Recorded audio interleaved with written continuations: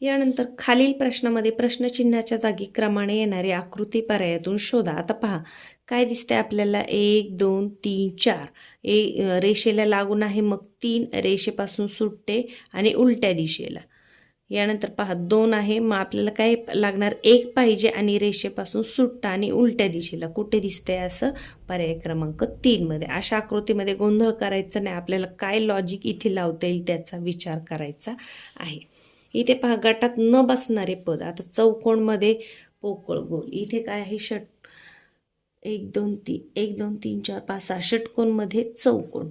गटात न बसणार कोणतं दिसतंय, आता पहा आतमधले जे आकार आहेत ते अगदी सारखे सारखे आहेत आणि इथे मात्र काय आहे, वेगवेगळे आकार दिले. त्रिकोण दिलाय, इकडे काटकोण त्रिकोण, इकडे समभुज त्रिकोण, इकडे चौकोन, म्हणजे आतले आकार वेगवेगळे असल्यामुळे वेगळं कोणतं आहे, पर्याय क्रमांक 4. बुद्धिबळ, क्रिकेट, हॉकी, फुटबॉल हे मैदानी खेळ आहेत आणि बुद्धिबळ काय आहे, इंडोर गेम आहे. यानंतर आता पहा 27 17 23/15 11/17 आणि 23. आता पहा याच्यामध्ये एक संयुक्त आणि एक मूळ संख्या अशा प्रकारचे अपूर्णांक आहे. इथे मात्र दोन्ही मूळ संख्या दिलेल्या आहेत म्हणून काय आहे, पर्याय क्रमांक. पण असं सुद्धा करू शकतो, किंवा हे पहा अंश मोठा आहे छेद लहान आहे, अंश मोठा छेद लहान, अंश मोठा छेद लहान. इथे मात्र अंश लहान आहे आणि छेद मोठा आहे म्हणून सुद्धा आपण हे वेगळं काढू शकतो. याचं उत्तर काय आहे, पर्याय क्रमांक 3. कार्तिक, भाद्रपद, पौष आणि फाल्गुन. आता मराठी महिने आहेत. मराठी पहिले 6 महिने हे 31 दिवसांचे असतात, नंतरचे असतात 30 दिवसांचे. तर याच्यामध्ये वेगळं कोणतं आहे, भाद्रपद. म्हणजे चैत्र, वैशाख, ज्येष्ठ, आषाढ, श्रावण आणि भाद्रपद हे किती आहेत, 31 दिवसांचे आणि हे बाकीचे 30 दिवसांचे. तर मराठी महिने दिल्यानंतर या पद्धतीने दिवसांच्या संख्येवरून करायचं आहे. पहिले सलग 6 महिने 31चे, नंतरचे 6 महिने हे 30चे असतात. आता पहा 432 693 504 आणि 554. आता याच्यामध्ये आपल्याला काय दिसते पहा, सम विषम असं काय आहे का. आता इथे हे सम आहे आणि हे विषम आहे म्हणून लगेच हा पर्याय निवडायचा नाही. तर अंकांची बेरीज बघा, बऱ्याच वेळा अंकांच्या बेरजेवर प्रश्न असतात. 4 आणि 3 7 आणि 2 9, 6 आणि 3 9 9 9 18, म्हणजे 8 आणि 1 9. पुन्हा याच्या अंकांची बेरीज 9 आली, याच्या पण 9 आली. 5 आणि 4 9, म्हणजे इथे अंकांची बेरीज 9 9 आली पाहिजे. त्याच्यामुळे विषमवरून हा पर्याय निवडायचा नाही, बाकीच्या शक्यता सुद्धा बघायच्या आहेत. आता इथे पहा 6 आणि 4 10 आणि 5 15, 15 म्हणजे 5 आणि 1 6, म्हणजे इथे अंकांची बेरीज 6 येते, 3 ठिकाणी बेरीज 9 येते, म्हणजे वेगळं कोणतं आहे, पर्याय क्रमांक 4. आता पुढील प्रश्नातील चुकीचे पद ओळखा. 41 71 31 आणि 91. आता या मूळ संख्या आहेत आणि 91 मात्र मूळ संख्या नाही. 23 91. 91 ते 100 मध्ये एकच मूळ संख्या आहे, ती म्हणजे 97. तुमच्या मूळ संख्या, वर्गसंख्या, घनसंख्या या पाठ असल्या पाहिजेत. यानंतर खालील आकृतीत प्रश्नचिन्हाच्या जागी कोणती संख्या येईल पहा. काय दिसतंय आपल्याला, 4 आणि 3 7 8 9 10, म्हणजे अंकांची बेरीज दिली, सोप्पा आहे. 7 आणि 7 14, 14 आणि 7 आणि 7 14, 7 त्रिक 21 आणि 4 25, म्हणजे इथे सुद्धा अंकांची बेरीज आहे. मग इथे काय येईल पहा, 3 आणि 3 6, 6 आणि 6 12, 12 आणि 4 किती येईल, 16. पर्याय क्रमांक 3 हे आहे तुमचं उत्तर. पुढे पाण्यातील प्रतिबिंब आहे. पाण्यातील प्रतिबिंब साईड बदलत नाही आहे, तोच हा बाण खालच्या बाजूला आणि हा गोल वरच्या बाजूला. कुठे दिसते, गोल वरती, कारण तो इथे जवळच असणार आहे, म्हणजे पर्याय क्रमांक 2 हे आहे तुमचं उत्तर. पहा बाण खालच्या बाजूला आणि हे. अशा प्रकारच्या प्रश्नांमध्ये एक लक्षात ठेवायचं की ही जी साईड असते ना, ही कधीही बदलत नाही. म्हणजे हा जो गोल आहे ना, तो याच बाजूला खालच्या बाजूला आपल्याला दिसणार आहे. तर आता बघा, इथे खालच्या बाजूला दिसतोय का, नाही दिसत. इथे दिसतोय का खालच्या बाजूला, नाही दिसत. इथे सुद्धा नाही दिसत. म्हणजे एकच कोणती तरी खूण लक्षात जरी तुम्ही ठेवली तरी तुम्हाला हे सापडणार आहे. पहा पोकळ गोल खाली दिसला पाहिजे, इथे नाहीये, इथे आहे, इथे नाहीये, इथे नाहीये. म्हणजे एकाच खुणेवरून तुम्ही तुमचं उत्तर अगदी पटकन शोधू शकता. यानंतर इथे बघा, हा त्रिकोण आपल्याला हे दोन्ही, म्हणजे हात ही सपाट बाजू खाली आली पाहिजे आणि हे टोक खाली आलं पाहिजे. तर असं कुठे दिसते, सपाट बाजू खाली, टोक खाली, इथे दिसते. परंतु इथे पहा, हा गोल याच बाजूला राहिला पाहिजे, या बाजूला मात्र त्रिकोण आलेला आहे, म्हणजे हे येणार नाही. इथे पहा, हा गोल याच बाजूला इथे पण नाहीये, म्हणजे हे सुद्धा नाही. हा गोल याच बाजूला इथे दिसतोय, म्हणजे हे आपलं उत्तर येणार आहे की याच्यामध्ये त्रिकोण आहे. हा त्रिकोण उलटा दिलाय. पहा, हा त्रिकोण खालच्या बाजूला, हा त्रिकोण आणि गोल या 3 खुणांवरून आपण हे शोधू शकतो. इथं मात्र आहे असंच वरती ठेवले, म्हणजे याचं उत्तर आहे पर्याय क्रमांक 3. पुढे, घरी वडील आजारी असताना माधवची कोणती कृती अधिक योग्य ठरेल? सामाजिक बुद्धिमत्तेवर आधारित प्रश्न आहे. तर काय करेल तो? वडिलांची काळजी घेईल. पर्याय क्रमांक 3. 8 मुले जेवण करण्यासाठी वर्तुळाकार बसलेली आहेत. सर्वांची तोंडे आपल्या समोरील मुलांकडे आहेत. मध्यभागी दिशादर्शक बाण उत्तर दिशा दर्शवतो. त्यावरून प्रश्नाचे उत्तर शोधा. आता पहा, वरच्या बाजूला नेहमीच उत्तर दिशा असते, खाली दक्षिण, इकडे पूर्व आणि इकडे पश्चिम, आग्नेय, नैऋत्य, वायव्य आणि ईशान्य. आता आपल्याला काय आकृती काढत बसायचं नाही, त्यांनी आकृती दिलेली आहे. ड च्या डाव्या बाजूला काटकोनात कोण बसले आहे? ड कुठे आहे? इथे आहे, म्हणजे डचं तोंड आतमध्ये आहे. आता आपला हात ठेवून बघा किंवा थोडासा पेपर फिरवा. आपला जो उजवा हात आहे ती उजवी बाजू, आपला जो डावा हात आहे ती डावी बाजू. म्हणजे आता ड च्या डाव्या बाजूला काटकोनात, ड ची डावी बाजू ही खालची, काटकोन म्हणजे 90 अंशाचा, म्हणजे सरळ सरळ असा. मग कोण आहे ते? ब. काटकोन म्हटलं की बरोबर 90 अंशामध्ये वळायचं आहे, आणि 45 अंश म्हटलं की मग हे मधलं म्हणजे उपदिशांचं जे अंतर आहे ते येतं. एका सांकेतिक लिपीत जर समय असं लिहितात, पवन असं लिहितात, मगन असं लिहितात, तर सप सप कसे लिहाल? स साठी काय आहे शोधा. स साठी काय आहे? 8 आहे. इकडे काही कॉमन दिसत नाही. स नंतर प साठी काय आहे? पहा, प साठी 2 आहे, म्हणजे 8 2 8 2. कुठे दिसते आपल्याला? 8 2 8 2, पर्याय क्रमांक 3 मध्ये. यानंतर पुढे आहे वेन आकृती. तर वेन आकृतीवरचे प्रश्न सुद्धा खूप सोपे असतात. पहा, वर्तुळ व आयतात सामायिक असणारा अंक कोणता? वर्तुळ आणि आयतमध्ये, आयत कुठे आहे? इथे आहे. सामायिक म्हणजे सारखाच, आणि वर्तुळ कुठे आहे? इथे आहे. मग तो कोणता अंक आहे? 2 हा अंक आहे. आता हे जे आहे हे त्रिकोणात पण येते. हे पहा, हे त्रिकोणात सुद्धा येते, वर्तुळात सुद्धा येते. त्याच्यामुळे फक्त वर्तुळ आणि आयतात विचारले, मग तो कोणता अंक येणार आहे? 2, पर्याय क्रमांक 4. यानंतर फक्त त्रिकोणात किती अंक आहेत? आता त्रिकोण पहा कुठे आहे? त्रिकोणात भरपूर अंक आहेत, पण फक्त त्रिकोणात म्हटले मग किती अंक आहेत? 4. पण 4 उत्तर आहे का? नाही. तर किती अंक आहेत विचारले, म्हणजे एकच अंक आहे. कुठे आहे? पर्याय क्रमांक 2. नाहीतर तुम्ही इथे 4 पाहाल आणि इथे पर्याय क्रमांक 4 अंकवाल, तर तसं नाही. किती अंक आहे? एकच अंक आहे. तो कोणता आहे? 4 आहे, पण एकच अंक आहे, म्हणून पर्याय क्रमांक 2 हे आहे तुमचं उत्तर. वर्गात कचरा झाला आहे तर मंजूने काय करावे? काय करावे? स्वतः कचरा उचलण्यास सुरुवात करावी. पर्याय क्रमांक 3. आता पहा, पहिल्या पदासारखंच चौथ्या पदाचा संबंध शोधायचा आहे आपल्याला. तिसऱ्या आणि चौथ्या. संत ज्ञानेश्वरांची ज्ञानेश्वरी तर दासबोध कोणाचा आहे? संत रामदास स्वामींचा. यानंतर इथे का पहा काय केले? 5 2 4, यानंतर 4 5, म्हणजे इथे काय केले? 2 आहे असंच ठेवलंय, 5 आणि 4 ची जागा आदली बदली केली. मग इथे काय करायचे? 4 आहे असाच, 3 आणि 1 ची जागा आदली बदली, म्हणजे अगोदर 1 आणि नंतर 3, मध्ये 4. असं कुठे दिसते? मध्ये 4, अगोदर 1 आणि नंतर 3, पर्याय क्रमांक 4 मध्ये. अशा ह्याच्यामध्ये शक्यतो अंकांची आदल्याबदल किंवा अंकांची बेरजेकडे लक्ष ठेवत जा.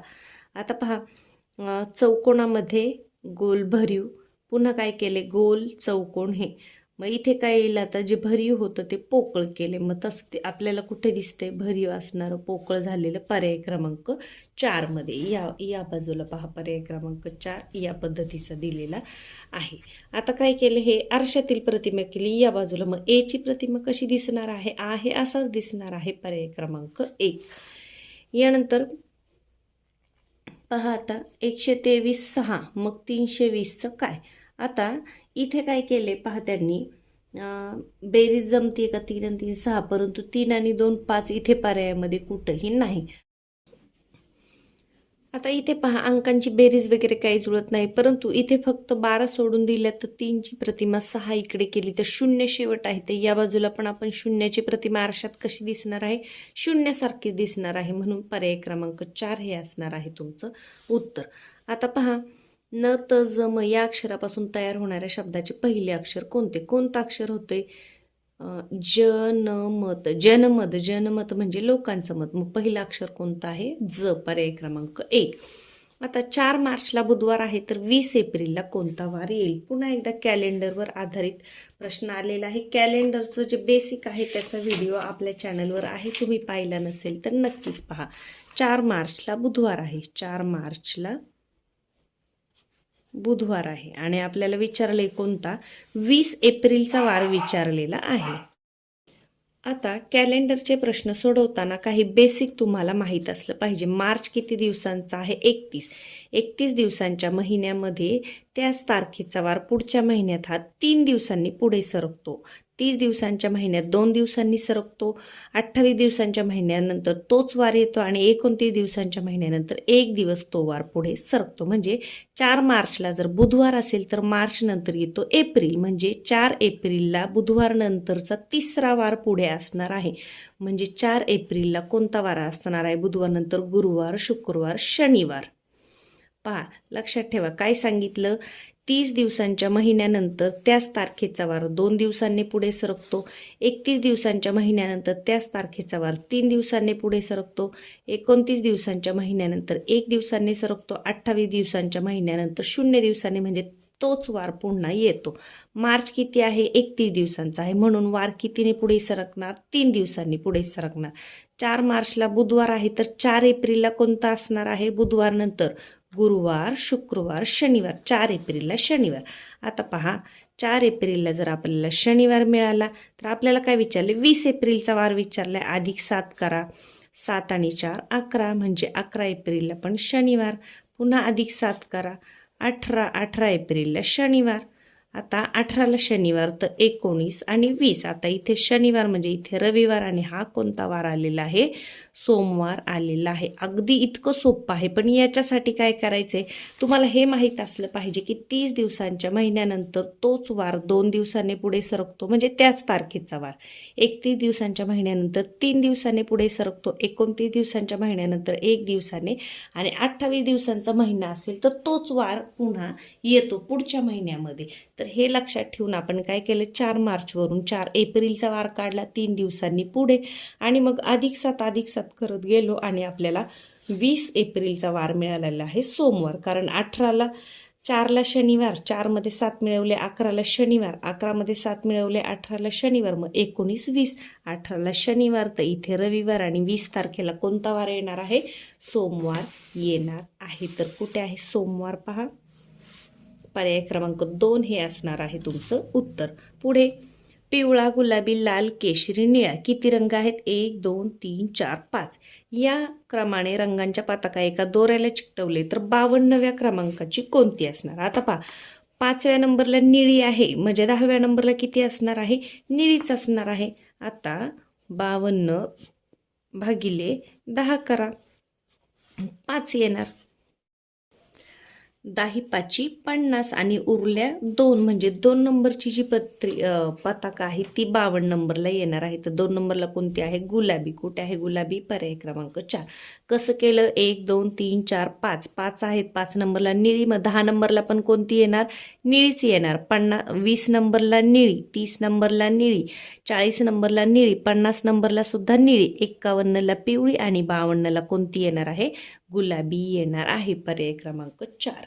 यानंतर सौरभ आग्नेय दिशेकडे तोंड करून उभा आहे. आता पहा, तो प्रथम उजवीकडे एकदा काटकोनात वळतो, नंतर 2दा काटकोनात डावीकडे वळतो. आता सौरभच्या मागची दिशा कोणती आहे? आता पहा, या पद्धतीने मी पहिल्यांदा मुख्य दिशा काढून घेतल्या. लक्षात ठेवा, वरची असते उत्तर, खालची असते दक्षिण, ही पूर्व आणि ही पश्चिम. ही मधली इथून सुरुवात करायची खालच्या बाजूने. आग्नेय, ही नैऋत्य, ही वायव्य आणि ही ईशान्य. आता आपल्याला काय म्हटले? सौरभ आग्नेयकडे तोंड करून उभा आहे, म्हणजे इथे तोंड करून तो उभा आहे.